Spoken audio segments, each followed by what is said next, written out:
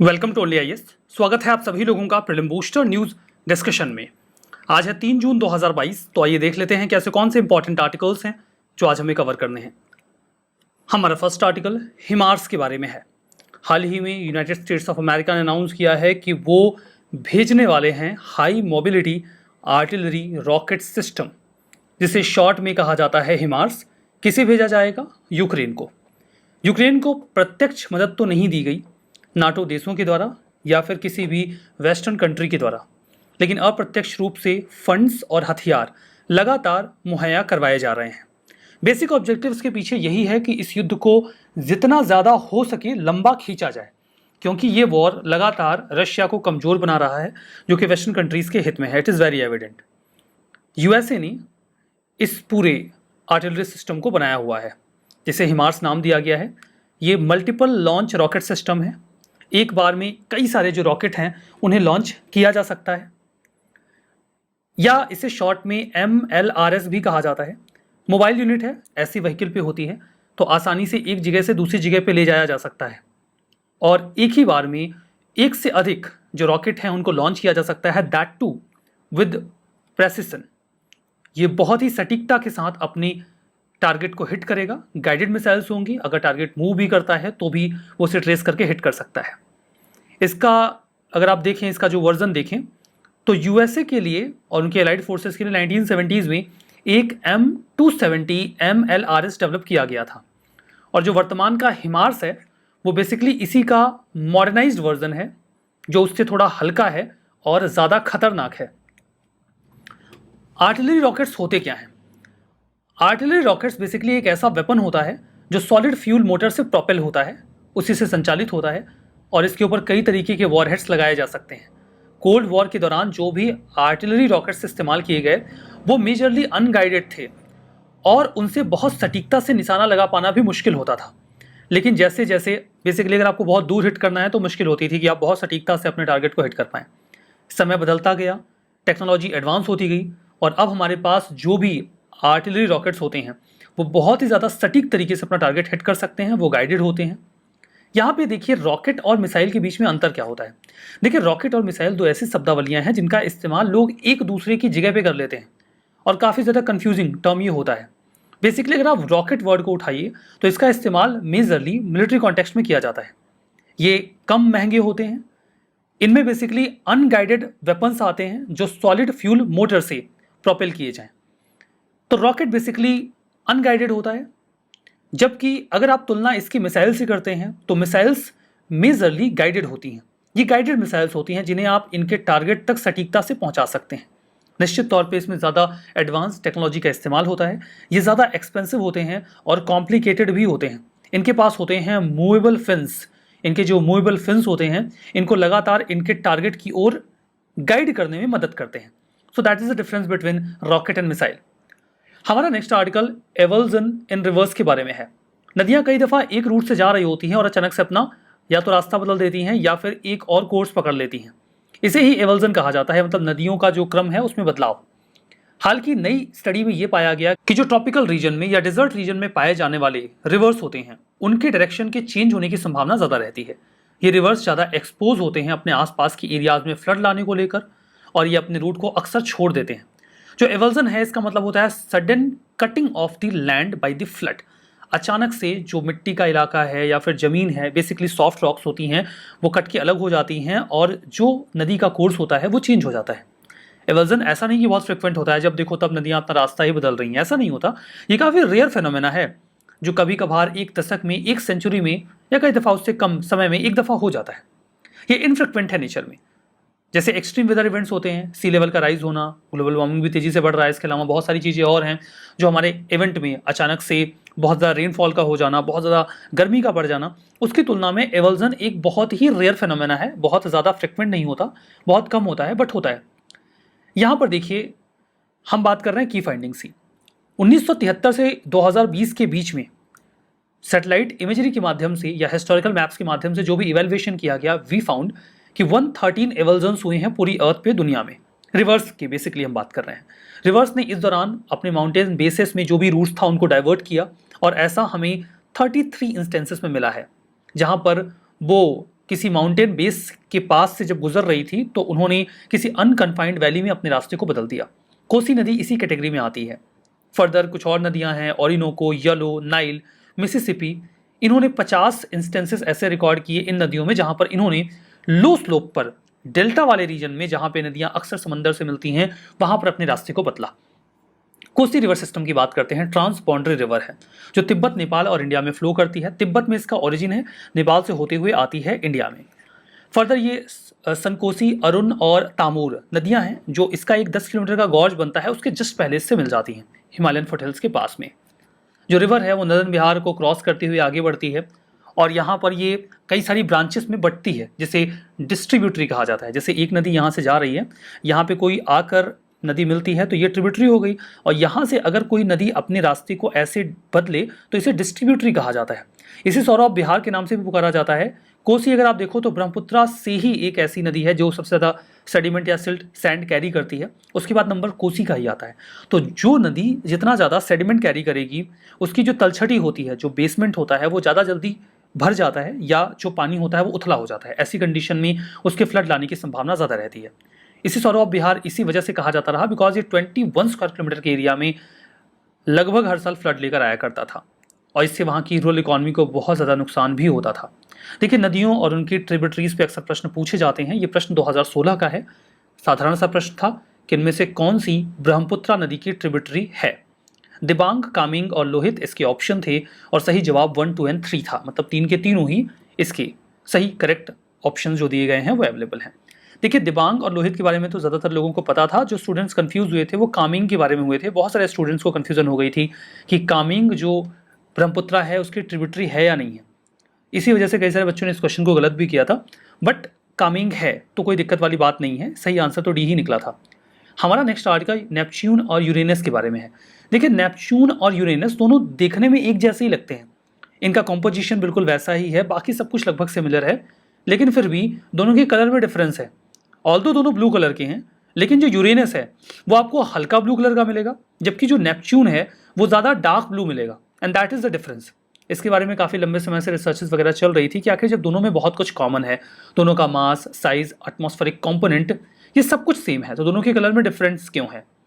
इसका एक बेसिक जो रीज़न निकल के आता है वो ये है कि नेपच्यून को अगर आप देखोगे, सबसे पहले तो ये देखो कि नेपच्यून को अगर आप देखते हो तो उसको आप रिच डीप अज्योर कलर में देख पाओगे। जैसे यहाँ पे आप इमेज में देखो, ये नेपच्यून है, इसका कलर कंपैरेटिवली ज़्यादा डीप है, ज़्यादा डार्क है, विजुअल वेवलेंथ की हम बात कर रहे हैं। जबकि जब आप यूरेनस को देखते हो तो वो कंपैरेटिवली ब्लू के लाइट शेड में दिखता है।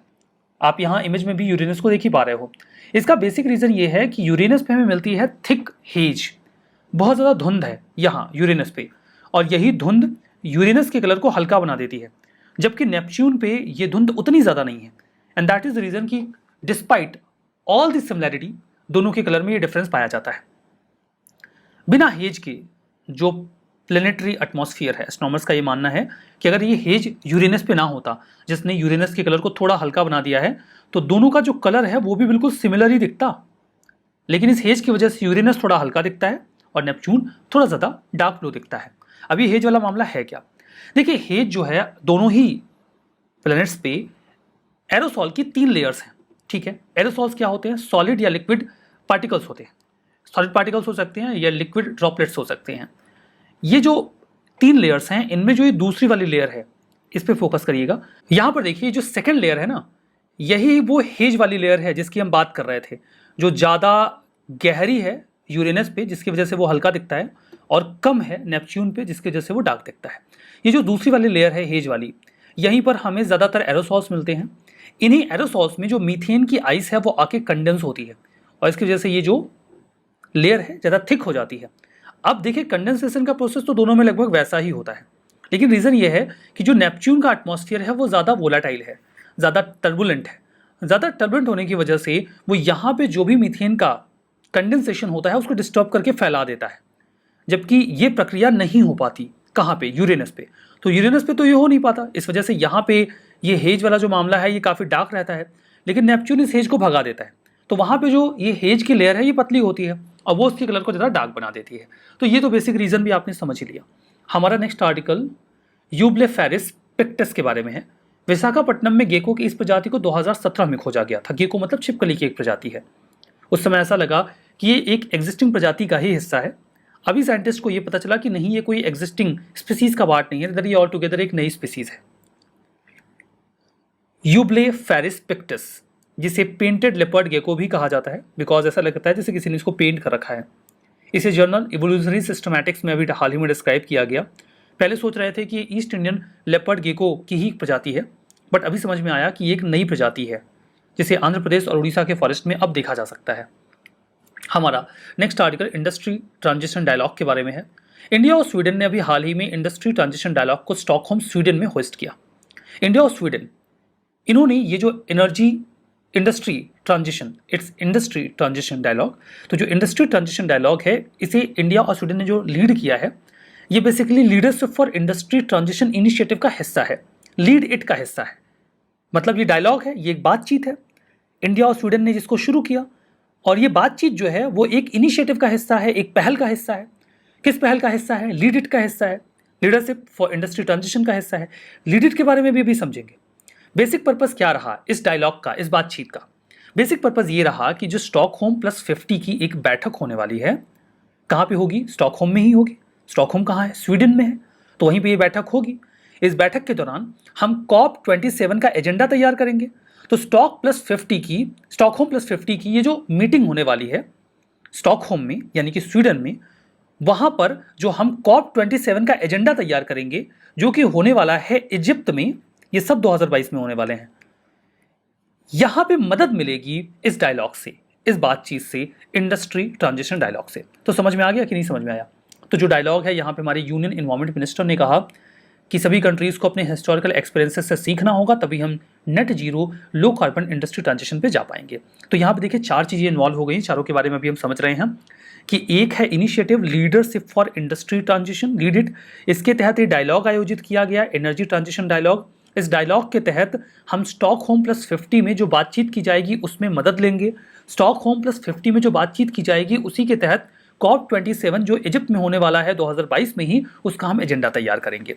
लीड इट इनिशिएटिव की बात करें तो स्वीडन और इंडिया के प्राइम मिनिस्टर्स ने WEF के सपोर्ट के साथ 2019 में न्यूयॉर्क में इसे शुरू किया, इस इनिशिएटिव को। ये एक वॉलंटरी इनिशिएटिव है जहाँ पे हम लो कार्बन ट्रांजिशन की ओर आगे जाना चाहते हैं, जहाँ पे हम प्राइवेट सेक्टर कंपनीज को भी इन्वाइट करते हैं, स्पेशली वो सेक्टर जो ज़्यादा पोल्यूशन फैलाते हैं, like iron and steel, aluminium, cement, concrete, petrochemicals, fertilisers, bricks, heavy duty transport.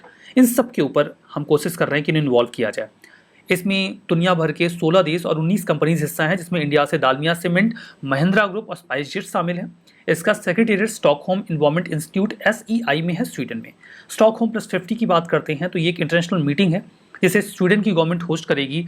जो स्टॉकहोम में पहली मीटिंग हुई थी 1972 में, उसके 50 साल पूरे होने को लेकर यूनाइटेड नेशन जनरल असेंबली इस मीटिंग को कन्वीन करेगा स्वीडन के स्टॉकहोम में। थीम रहेगी healthy planet for the prosperity of all, our responsibility, our opportunity. Meeting जो है वो 50 साल पूरे हो रहे हैं 1972 के UN conference on the human environment के, उसी के उपलक्ष्य में आयोजित की जा रही है, जहाँ पे for the first time environment को ग्लोबल इश्यूज़ के सेंटर में रखा गया। स्टॉकहोम कॉन्फ्रेंस की बात करते हैं जो 1972 में हुई थी, जिसे 5 से 6 जून 1972 के बीच में आयोजित किया गया था United Nations conference on human environment के तहत।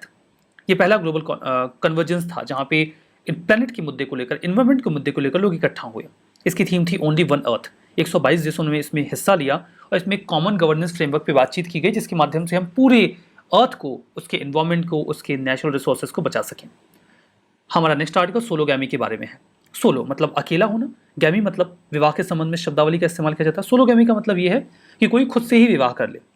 24 वर्ष की एक महिला है, वडोदरा से बिलोंग करती हैं, नाम है क्षमा बिंदु। उन्होंने 2 जून को हाल ही में ये अनाउंस किया कि वो खुद से ही विवाह करेंगी, और ये जो विवाह है वो पूरी तरीके से परंपराओं के आधार पे, कस्टम्स एंड ट्रेडिशंस को फॉलो करते हुए 11 जून को आयोजित किया जाएगा। इसे एक्ट ऑफ सेल्फ लव की कैटेगरी में डाला जा रहा है। वेडिंग देखिए, इसका एक बेसिक जो थीम है वो ये है कि ये वेडिंग एक पब्लिक सेरेमनी के फॉर्म में होती है। ऐसे तो आप खुद को कह दीजिए कि मैं खुद को प्रेम करता हूँ, खुद को प्रेम करती हूँ, या मैंने खुद से ही विवाह कर रखा है, ये कहने की बातें हो जाएंगी। ये एक प्रॉपर सेरेमनी का हिस्सा होता है जहाँ पर एक व्यक्ति पूरे ट्रेडिशंस के साथ खुद से विवाह कर लेता है, या कोई महिला ऐसा कर लेती है। जो वेडिंग है, इसे भारत में सोलोगैमी का पहला केस माना जा रहा है। सोलोगेमी वही मतलब है पब्लिक सेरेमनी के माध्यम से खुद से ही विवाह करना। इसे सेल्फ मैरिज या ऑटोगेमी भी कहा जाता है। वैसे इसे कोई लीगल सैंक्शन नहीं मिलता, कोई विधिक मान्यता नहीं मिलती, लेकिन फिर भी जो सिंबॉलिक सेरेमनी है इसके माध्यम से लोग सेल्फ लव और इंडिपेंडेंस को एम्फेसाइज करते हैं। इसका ओरिजिन लिंडा बेकर से ट्रेस किया जाता है, जो एक डेंटल हाइजीनिस्ट थी जिन्होंने यूएस में 1993 में फॉर द फर्स्ट टाइम खुद से ही विवाह किया था। उसके बाद से सेल्फ मैरिज का जो कॉन्सेप्ट है ये धीमे धीमे इवोल्यूशन में आया। हाल फिलहाल में इसे ज़्यादा तवज्जो क्यों मिल रही है? क्योंकि इस समय ऐसी स्थिति आ गई है जहां पर महिलाएं खुद सर्वाइव कर सकती हैं, बेटर करियर बना सकती हैं, अपने लिए घर ले सकती हैं, अपने लिए अपनी ज़िंदगी बना सकती हैं, और अगर चाहें तो अपने लिए बच्चे भी पैदा कर सकती हैं। वो चूज़ कर सकती हैं अगर वो ऐसा करना चाहती हैं तो, मतलब वो अब पर्याप्त इंडिपेंडेंट हो गई हैं। तो अगर वो अकेले रहना चाहती हैं तो रह सकती हैं, और इस प्रक्रिया में अगर वो खुद से विवाह करना चाहती हैं तो कर सकती हैं। ये सेल्फ जो मैट्रिमोनी है ये एक यूनिक सॉल्यूशन के तौर पे महिलाएं देखती हैं, जहाँ पे कई दफ़ा अगर वो एक ऐसी मैरिज में जाती हैं जिनमें उनके साथ एक पार्टनर होता है, जहाँ पे वो अपनी नीड्स को उस रिलेशनशिप के लिए सेक्रीफाइस कर देती हैं, तो सोलोगेमी में या जो ये सेल्फ मैरिज है उसमें उन्हें ऐसा नहीं करना पड़ेगा। ऐसा भी कहा जाता है कि किसी भी व्यक्ति को किसी अन्य व्यक्ति से विवाह करने से पहले खुद से करना चाहिए ताकि वो खुद को भी महत्व दे सकें। So that is the case of sologamy. हमारा next article world milk day के बारे में है, जिसे 1 डे ऑफ जून को ऑब्जर्व किया जाता है। इसे स्टैब्लिश किया गया फूड एंड एग्रीकल्चर ऑर्गेनाइजेशन के द्वारा 2001 में, ताकि हम मिल्क को लेकर ज़्यादा अवेयर हो सकें। ये एक अपॉर्चुनिटी होती है कि मिल्क की जो इंपॉर्टेंस है, डेयरी सेक्टर की इंपॉर्टेंस को हम लोगों तक लेके जा सकें।